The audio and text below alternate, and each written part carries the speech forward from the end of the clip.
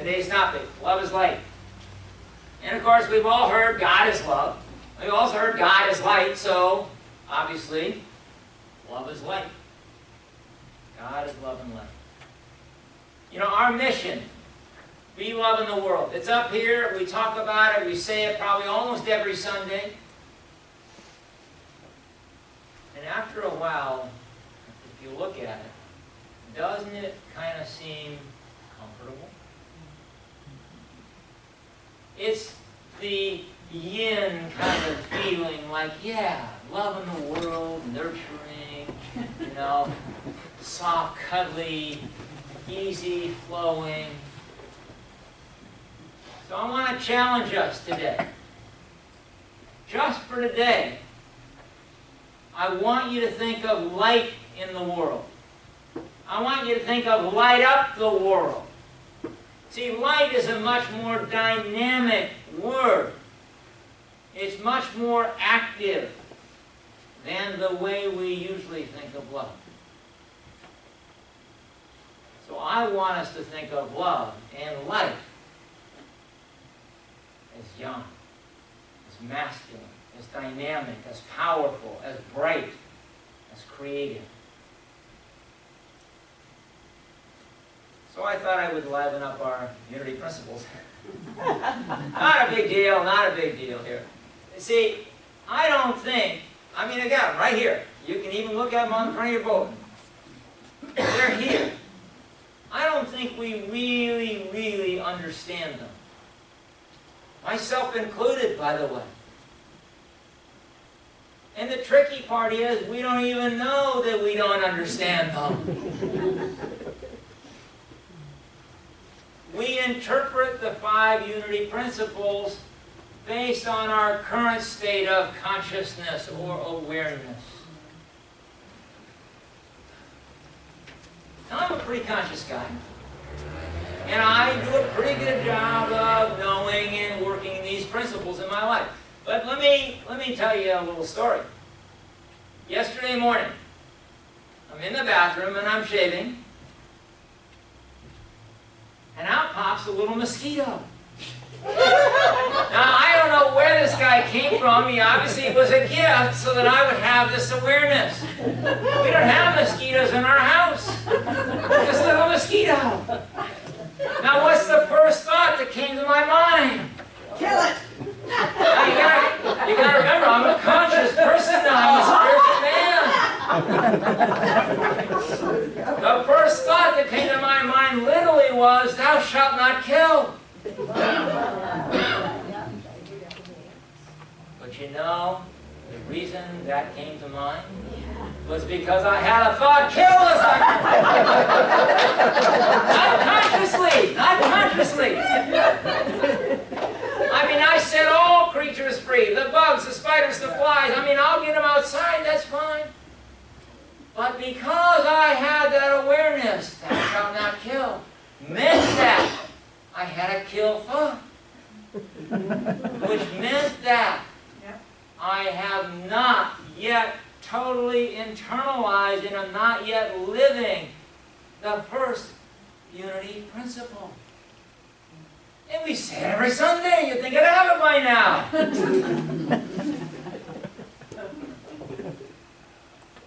So, look at your unity principles on the book, on the bulletin. First principle, light is. Light is. There's only one presence and one power is the universe, and in my life, light. Omnipotence. The second, I am, or I am light. Our essence is light. Therefore, we are inherently light. Thought creates. We're creators as light, creating reality through thoughts held in the mind. Align with light. Through prayer and meditation, we align our heart and mind with light. And live it. Boy. To me, this is the most challenging and valuable of our principles. Through thoughts, words, and actions, we live the light we are. Got a little summary at the bottom there. You see those right there? So God is light. I am light. Thoughts create light. Align with light. Live in light. I am light in the world. And yeah, I'm just playing. I want you to actually shake up, enliven, enlighten what we call love. I think it's gotten too comfortable for us. I think it's too easy to feel like we're doing it when we're not. You know, Buddha and Christ, they're actually not the names or the titles of individuals. Those are words which mean light. Buddhism doesn't say be like Buddha. Buddhism says you are Buddha. You are becoming Buddha. You're remembering that. Jesus didn't say, okay, everybody be me. He said, I walk this road, follow me, do this, and you can be the Christ. Not like the Christ. You can be Christ. Genesis, thank you, Francis. Really, folks, come. She gave me her materials. She has done a marvelous job of putting this stuff together. So, mark your calendars in January. It will be in the January newsletter. You'll see it. Genesis 1:1. In the beginning, God created the heavens and the earth. Now the earth was formless and empty. And God said, let there be light. And there was light. God saw that the light was good, and He separated the light from the darkness.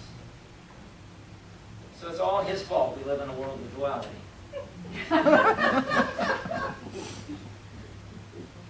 See, creation is not really the beginning. I'm sorry if you think it is. It's not. See, if something can be created, then it has a beginning and an end. And that which is infinite has no beginning and has no end.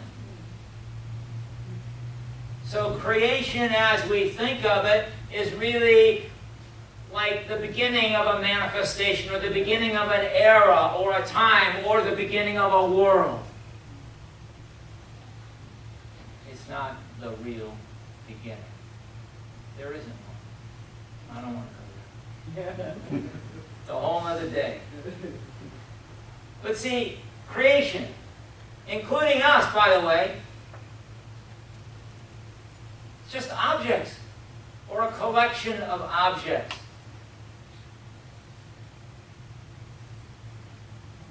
Something that we, in our traditions, call God,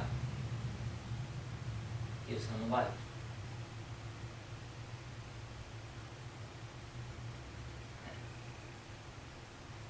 The Vedas, I keep going back there because I like this ancient stuff. It's all good. What they say in the Vedas is the mind, while it is the most powerful instrument that we know, is not self-luminous. That's their term. The mind is not self-luminous. There's something which gives light to the mind and to all of creation. See, God, whatever word you use, is self-luminous, is omnipresent, is omniscient, is omnipotent. And we're just reflections. So for me, enlightenment is really not about getting wiser or more knowledgeable or learning more. Enlightenment is about dropping away all of the obstacles or barriers we have between ourselves and knowing and being God.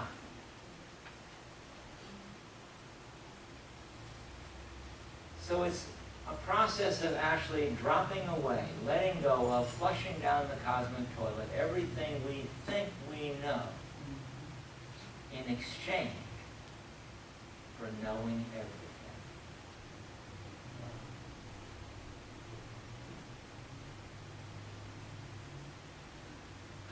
Now, we're here, we have these bodies, we have these personalities, we have these egos. They get in the way sometimes. See, as long as we have an ego,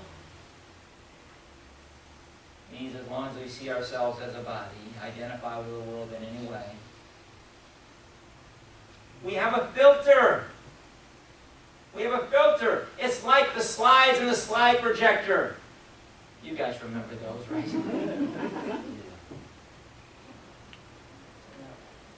What happens is enlightenment gets more light, we get brighter, and when the light gets brighter, the picture that we are filtering there shows up even stronger and more clearly in the world, and we think it's even more real, and then we're really sure we're right. So I want to just tell you that a little enlightenment can be dangerous.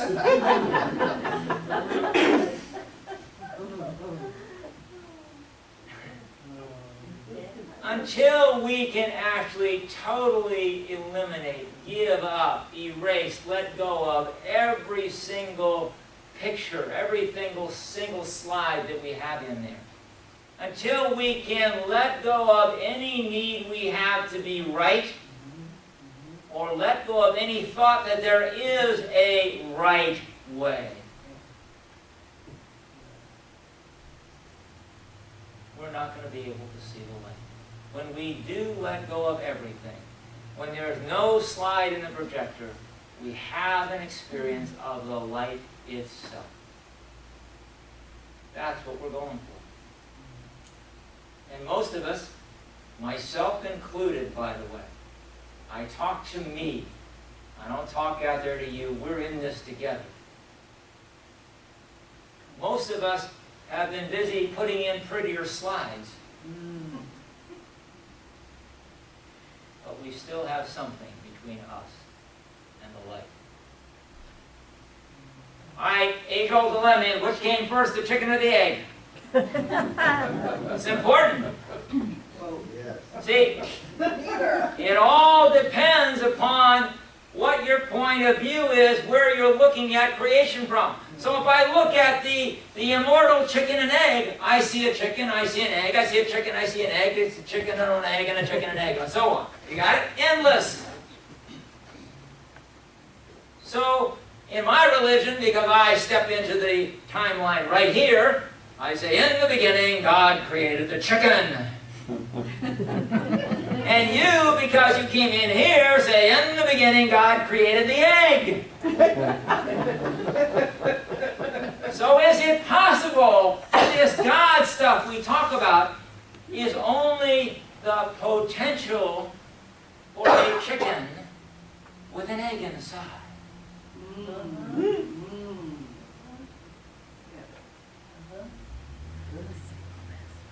Jesus had a lot of things to say about knowing God. I chose 3 of my favorites.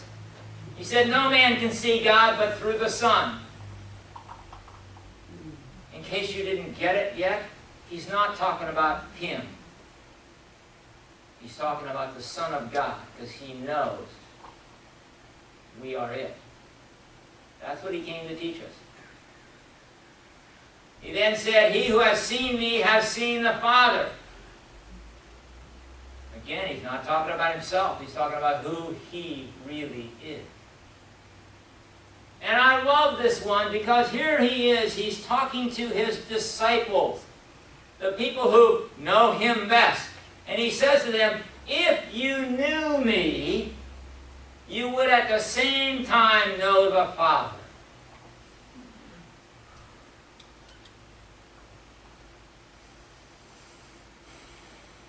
And he gave us a really good formula.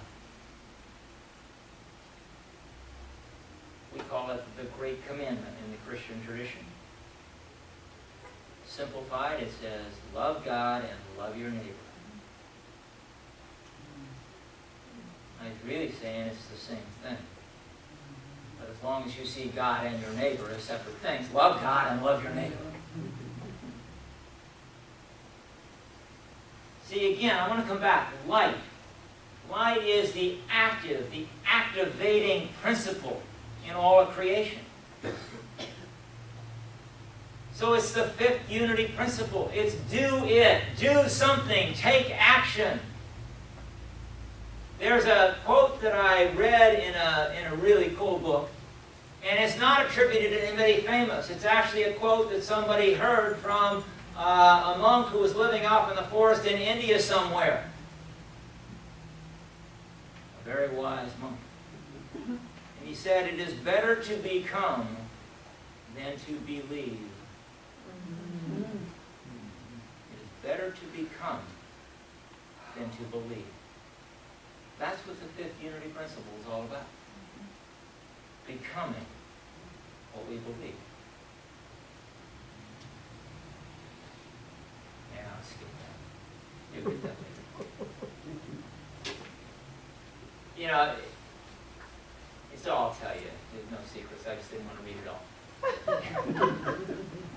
How many of you heard 1 Corinthians 13? Love is patient, love is kind, okay? So someday, on your own time, go back and read it again. In every place it says love, put light. That verse has probably been used at more weddings than it has not been used at. And again, it's soft and sweet and feminine and nurturing and loving and kind and all that kind of stuff. And he really is talking about light. He's talking about that active principle. And I want us to begin to apply, to begin to use this fifth unity principle and bring more light to our own world. Bring more light to ourselves. Bring more light to our families. Bring more light to our congregation. Bring more light to our workplace, to our world. Betty Lou has alluded to this already today, and a lot of you know. A lot of things are changing around here. We have I don't like the word challenging, because that sounds like, oh, that's a problem disguised. We have an opportunity right now, based on the experiences that we've created in our world, to reinvent ourselves. To see ourselves differently than we have. See, the value of the fifth unity principle isn't getting it right. The value of the fifth unity principle is finding out what it is I do believe by acting on those beliefs, and then having the experience of what that yields, and then being aware of what I really know, yes, and choosing again. Yes. That's where we are right now. And it's funny to me that at the times when we need most to remember spiritual principles. And I have to actually acknowledge Evelyn here. Evelyn, since the day I came, was the one who always remembered spiritual principles, no matter what was going on. Yes. Spiritual principles. But when we need most to remember spiritual principles, you know what happens? We get sucked in to the world. We get drawn to using worldly remedies and ideas and solutions, because obviously this looks real.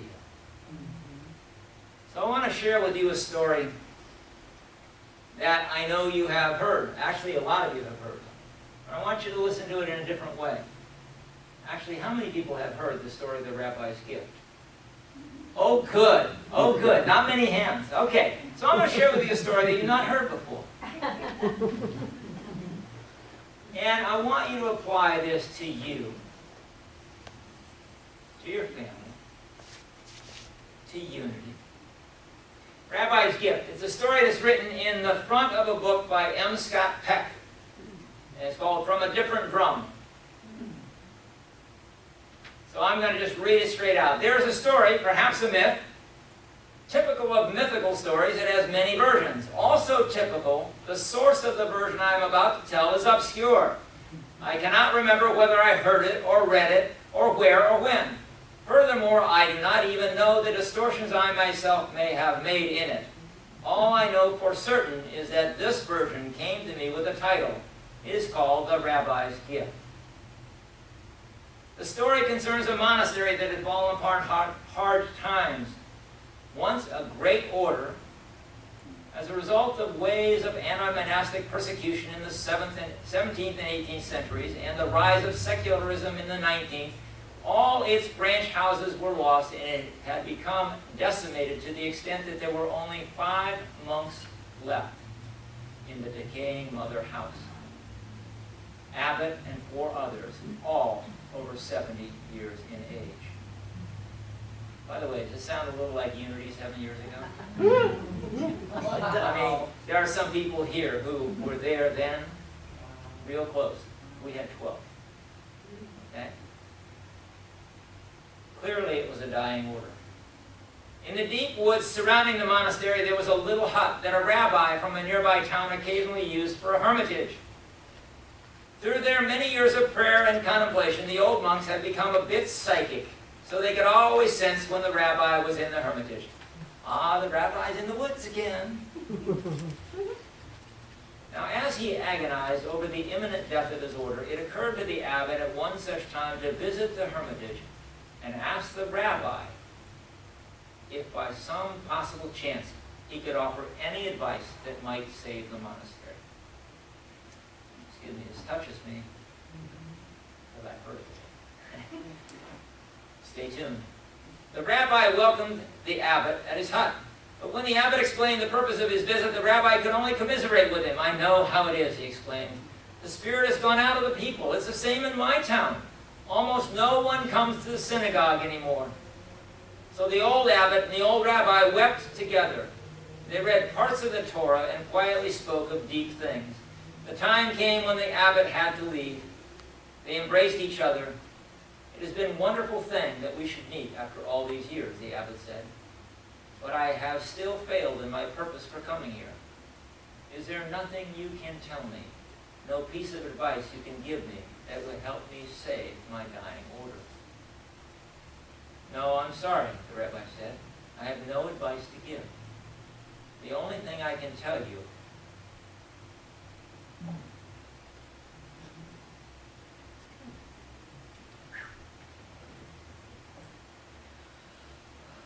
knows the truth about you.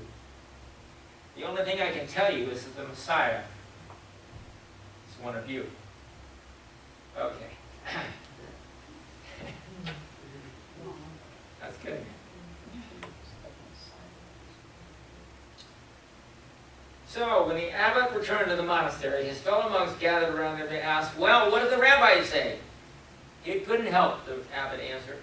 "We just wept and read the Torah together. The only thing he did say, just as I was leaving, was something cryptic, was that the Messiah is one of us."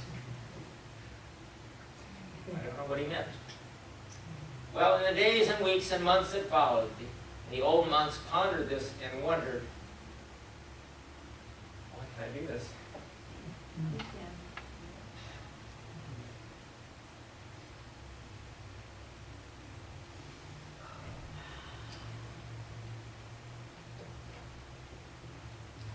See, this is important to me. This is important. Okay. Write this down in the history books, guys. Okay. So the Messiah is one of us. Well, could it possibly have meant one of us monks here in the monastery?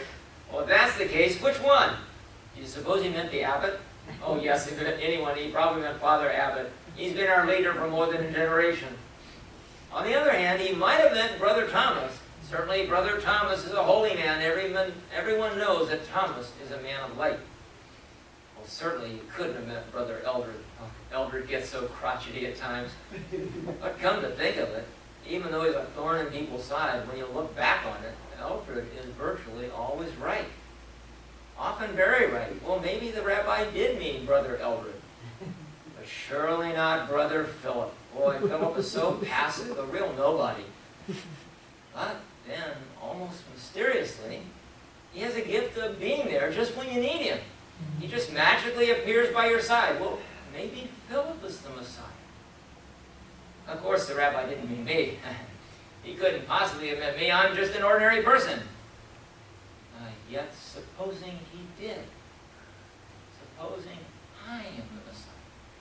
Oh, God, not me. I couldn't be that, could I? Well, as they contemplated in this manner, the old monks began to treat each other with extraordinary respect, on the off chance that one of them might be the Messiah. Wow. And on the off chance that each monk himself might be the Messiah, they began to treat themselves with extraordinary respect. As they contemplated, oh, excuse me, I read that one. Because the forest in which it was situated was beautiful, it so happened that people still occasionally came to visit the monastery to picnic on its tiny lawns, to wander along some of its paths, and even now and then to go into the dilapidated chapel to meditate. As they did so, without even being conscious of it, they sensed an aura of extraordinary respect that now seemed to radiate out from them and permeate the atmosphere of the place. There was something strangely attractive, even compelling about it. Hardly knowing why, they began to come back to the monastery more frequently to picnic, to play, and to pray. They began to bring their friends to show them this special place, and their friends brought their friends. Then it happened that some of the younger men who came to visit the monastery started to talk more and more with the old monks. After a while, one asked if he could join them, and then another, and another. So within a few years, the monastery had once again become a thriving order, and thanks to the rabbi's gift, a vibrant center of life and spirituality in the realm. So I want to just remind you, you are the Christ.